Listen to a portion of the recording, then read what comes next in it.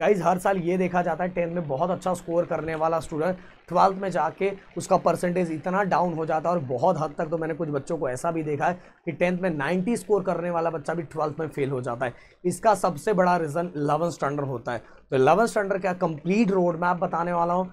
जो गलतियाँ आपसे हो सकती है उसकी मैं तैयारी पहले से करवा दूँ कि वो गलतियाँ आपसे ना हो। गाइस गलतियाँ बिल्कुल आप दोहराओ ना और बिल्कुल करो मत। पर मुझे पता है कि आप में से हो सकता है कुछ अभी सुनेंगे, कुछ बातों को स्किप कर देंगे, बट गाइस ये बातें 12th में जाके जरूर याद आती है। तो दोस्त के नाते, बड़े भाई के नाते रिक्वेस्ट करूंगा, पहली बात तो पूरी सुन लो और इन चीज़ों को जरूर फॉलो करना। और दूसरी बात गाइस, अपने यूट्यूब चैनल पे ऑलरेडी पूरा का पूरा लेक्चर्स वीडियो 11 का बनाया हुआ, सबका प्लेलिस्ट मैं डिस्क्रिप्शन में डाल देता हूँ। और साथ में ये चैनल मैंने अब साइंस के लिए स्पेशली बनाया, साइंस और कॉमर्स दोनों के लिए, तो ये चैनल को भी आप सब्सक्राइब करके रख सकते हो। तो चलो एक एक करके बात करते हैं। देखो गाइस, कमेंट करके मुझे ये बता दो कि आप में से कितने बच्चों का एडमिशन्स हो चुका है। ऑफलाइन वाले बच्चों का तो एडमिशन हो चुका होगा, बट ऑनलाइन वाले बच्चों का तभी एडमिशन प्रोसेस स्टार्ट हो रहा है। तो आप में से कितने बच्चों ने एडमिशन ले लिया और कितने बच्चों ने अभी एडमिशन लिया नहीं है। गाइस कमेंट करना, जिससे मुझे ये पता चलेगा कि आप लोगों के लिए अभी किस तरह का वीडियो लाना है और आपको किस तरह की तैयारी करवानी है। तो देखो गाइस, बहुत सारे बच्चों का जुलाई में, जो ऑफलाइन एडमिशन होगा जुलाई में स्टार्ट हो जाएगा। ऑनलाइन वाले बच्चों अगस्त और सितंबर तक ही जाने के चांसेस रहते हैं, अगस्त और सितंबर तक। बट गाइस यहाँ देखोगे कि सबको सेम टाइम मिलने वाला एंडिंग का, मतलब आपका जो 12th है वो अप्रैल में स्टार्ट हो जाना चाहिए, अप्रैल में बिल्कुल स्टार्ट हो जाना चाहिए। तो आपके पास कुल मिला के टाइम कुछ लोगों के 2 महीना ज़्यादा रहेगा, कुछ लोगों के लिए 2 महीना कम रहेगा। बट आपको अपनी क्वालिटी में बिल्कुल कम ज़्यादा नहीं करना है, क्योंकि 11th ही ऐसा होता है जिसको हम प्रॉपर तरीके से फोकस नहीं करते और 12th में पूरी तरह से खत्म हो चुके रहते हैं। फिर हमें बहुत ज़्यादा या तो एक्स्ट्रा मेहनत करना पड़ता है, या तो अपने आप को मतलब इस लेवल पे लेके जाना रहता है कि मैं कुछ 12th में अच्छा कर पाऊँ। बट वो तैयारी कर 11th में ही, अब देखो आपको 2 साल आप अच्छे से कर लोगे ना यार, आगे आपको वो स्टेज मिल जाएगा जो स्टेज की चाहत आपकी बहुत पहले से है। प्लीज ये साल और अगले साल अपने आप को एकदम बांध के और एकदम बचा के रखो। आपका ही मन है जो अपने आप को इधर उधर भगा सकता है, और आपका ही मन है जो अपने आप को कंट्रोल करवा सकता है। सबका अपने ऊपर कंट्रोल होना बहुत ज़्यादा जरूरी है कि आपको क्या करना है क्या नहीं करना है। और दूसरी बात गाइस, अगर आप नए हो तो इस प्लेटफॉर्म को भी सब्सक्राइब कर लेना, ओके। और हमने एक ऑफिशियल इंस्टाग्राम भी बनाया हुआ है ग्री टूर का, जिसपे हम बहुत सारे वीडियोस डाल रहे हैं, उसको भी फॉलो कर सकते हैं, और मेरा पर्सनल इंस्टाग्राम भी है। तो गाइस अब अगर मैं साइंस की बात करूँ तो साइंस में कुल मिला के फिजिक्स में टोटल 14 चैप्टर, केमिस्ट्री में टोटल 16 चैप्टर, मैथ में टोटल 18 चैप्टर, बायो में टोटल 16 चैप्टर, कुल मिला के 64 चैप्टर हो रहे हैं कुल मिला के। इसमें हो सकता है कुछ बच्चे पीसीएम ले रहे होंगे, कुछ बच्चे पीसीबी ले रहे होंगे, और कुछ बच्चे हो सकता है पीसीएम भी ले रहे होंगे। बट कुल मिला के मैं बताना चाहूँगा मैक्सिमम सबके पास मैक्सिमम 8 मंथ और मिनिमम 6 मंथ ये सिलेबस को कंप्लीट करने के लिए होता है। अब यहाँ क्या होता है गाइस, कुछ स्कूलों के अंदर, कुछ स्कूल बहुत अच्छे भी होते हैं, सिलेबस को बहुत अच्छी तरीके से लेके जाते हैं, प्रॉपर तरीके से एग्जाम कंडक्ट करवाते हैं प्रॉपर पैटर्न वाइज, क्योंकि यहाँ का जो पैटर्न होता है सेम टू 12 जैसा ही होता है, शायद सेम टू सेम यही पैटर्न को फॉलो करना चाहिए। तो गाइस कुछ स्कूलों में सब कुछ सिस्टमैटिक जाता है, सिलेबस भी सिस्टमैटिक खत्म करवाया जाता है, एग्जाम भी प्रॉपर वाइज होता है, सब कुछ line wise link up wise चलता है। बट कुछ स्कूलों में, जो मेरा ऑब्जर्वेशन है, मैं देख रहा हूँ, बट गाइस ये चीज़ें आपको एनालाइज करना है। मैंने बोला बर्बाद होगे तो आप होगे, समझा, लॉस होगा तो सबसे बड़ा लॉस आपका होगा, रिजल्ट गिरेगा 12th में तो आपका गिरेगा, कोई 11th का रिजल्ट कोई पूछने नहीं आने वाला।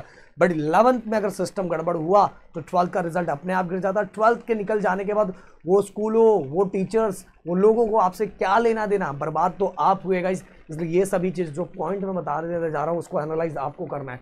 तो 8 मंथ के अंदर ये सभी चैप्टर को बहुत अच्छी तरीके से तैयार करनी है। देखो गाइस, जब भी बोर्ड कोई भी बुक बनाता है तो वो बुक को बहुत अच्छी तरीके से बनाता है, बट अब आप स्कूलों में जाके एक चीज़ एनालाइज जरूर करोगे, मेरी बातों को जरूर ध्यान देना।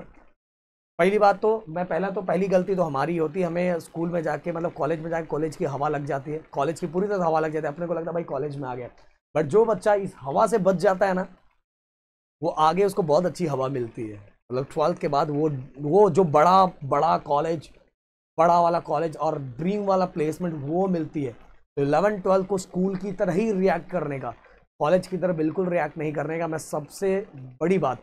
और कुछ स्कूलों में जो सबसे बड़ा इशू है कि उनसे ये पूरा सिलेबस कंप्लीट नहीं हो पाता। पूरा सिलेबस ये देखोगे, फील करोगे, फिजिक्स केमिस्ट्री मैथ बायो पूरा सिलेबस कंप्लीट नहीं हो पाता, जबकि बोर्ड ने जब सिलेबस बनाया होगा तो इसका कनेक्शन हर चीज़ों से है।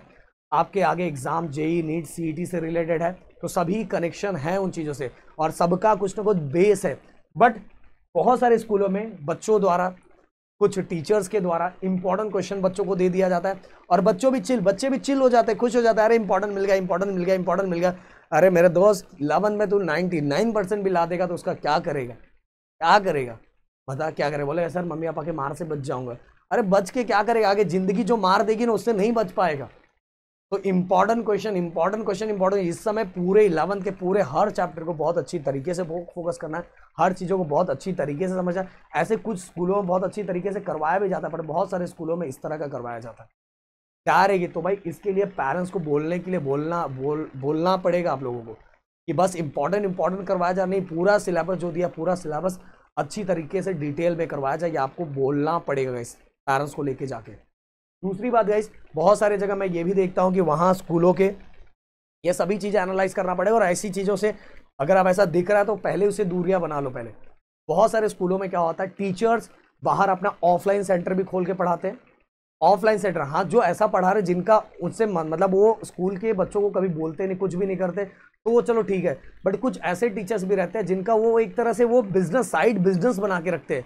तो स्कूलों में जाके बच्चों को बार बार बोलते रहते हैं कि आप मेरे ऑफलाइन में आओ तो आपको इंटरनल मार्क्स दूंगा, ये दूंगा, वो दूंगा, ऐसा करके। और बच्चों को तो सच्चाई पता नहीं रहता कि सब उनके हाथ में तो कुछ है नहीं, क्योंकि आगे जाके सब मैनेजमेंट के हाथ में रहता है और उनको मार्क्स देना ही पड़ता है। क्योंकि अगर स्कूल का परसेंटेज कम करेंगे तो स्कूल का परसेंट डाउन होगा और परसेंट डाउन होगा तो स्कूल का स्टेटस डाउन होगा। पर ये बच्चों को पता नहीं रहता, तो बच्चों को अंदर ही अंदर डर डाला जाता है, उनको लाके नंबर लिख दिया जाता है कि आप ये मेरे इधर आओ नहीं तो आपको ऐसा मिलेगा।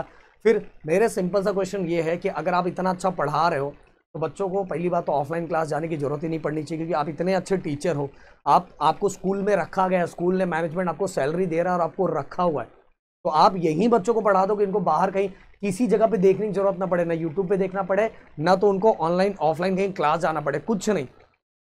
बट गाइस ऐसे टीचर्स बार बार बच्चों को करवा के बाहर बिठाते हुए और वहां बच्चों को क्वेश्चन पेपर भी बहुत सारे जगह दे दिया जाता है और बच्चे खुश, उनको नहीं पता है कि वो अपने पैर पे कुल्हाड़ी मार रहे। 12th में क्या करेंगे जब बोर्ड का वो हाल होगा?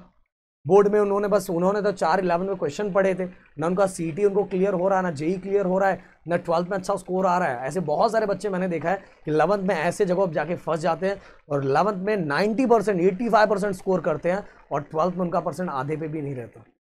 समझ में आया? तो भाई प्लीज़ रिक्वेस्ट है, इन चीज़ों से आपको बहुत अच्छी तरीके से बचना है। तो क्वेश्चन पेपर कहीं मिल रहा है तो भाई पहले पूरा सिलेबस अपना कंप्लीट करो। समझ में आया?